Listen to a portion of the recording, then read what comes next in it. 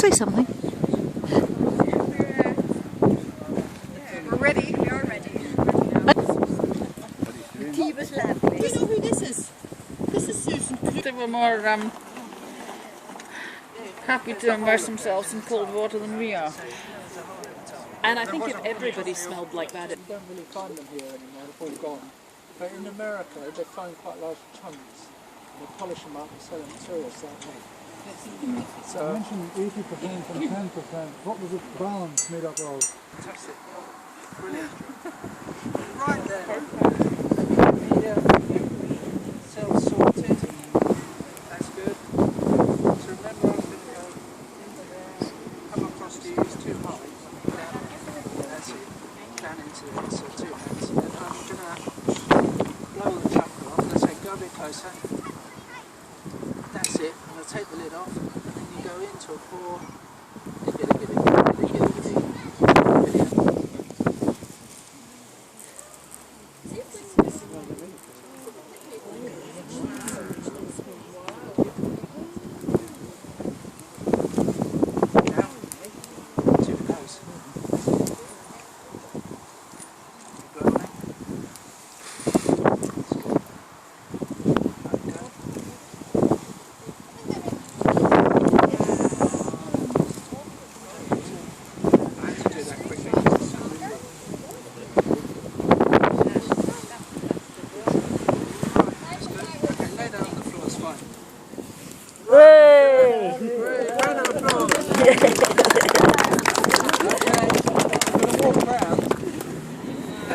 Show you 1200 degrees, so it's about 200 degrees over its melting point.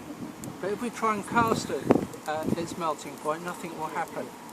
So it needs to be more liquid. Nearly 1000 degrees. So next time you see a bottle, I'll try and make it look dramatic and interesting. Okay. So you've got to remember, this is far from ideal conditions for casting bronze in. Wind is terrible. So I'm hoping that we've got the metal high enough up the temperature range, and it's got to flow through and cast quite difficult shapes. Fingers crossed. See what happens.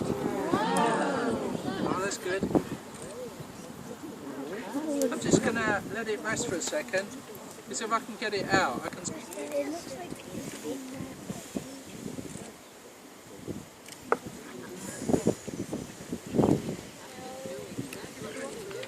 I'm trying to, if I can get the mould, get it out the mould without it,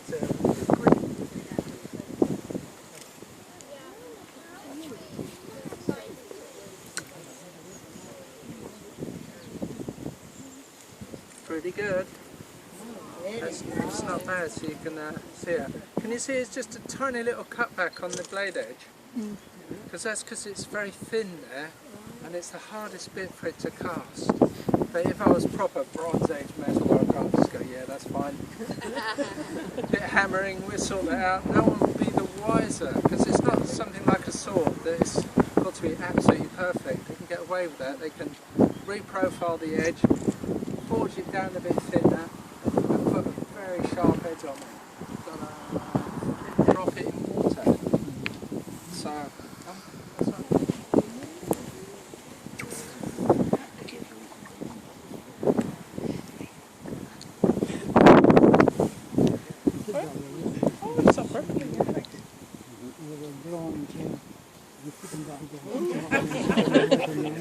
So what you've got here, that's the core, and the core makes the hollow section of the mould.